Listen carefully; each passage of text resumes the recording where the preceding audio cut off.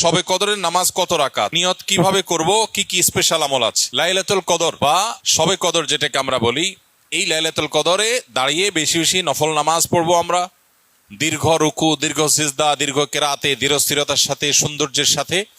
তো কোরআন তেলাওয়াত বেশি বেশি করা, দোয়া করা, জিকির আজকার করা, আল্লাহর কাছে আল্লাহ স্মরণ করা, এগুলোর মধ্য দিয়ে আমরা রাতকে কাটাবো। লাইলাতুল কদরে বিশেষ আমল বলতে একটা দোয়াই শুধু হাদিস দ্বারা আমরা জানতে পারি, সেটা হলো নবী করিম সাল্লাল্লাহু আলাইহি সাল্লাম মা আয়েশা রাদিয়াল্লাহু তাআলা আনহাকে শিখিয়েছেন যে লাইলাতুল কদর পেলে তিনি যেন এই দোয়া পড়েন, আল্লাহুম্মা ইন্নাকা আফুউন তুহিব্বুল আফওয়া ফাআফু আন্নী। আল্লাহ আপনি ক্ষমাশীল, ক্ষমাশীলতাকে আপনি পছন্দ করেন, অতএব আমাকে ক্ষমা করুন।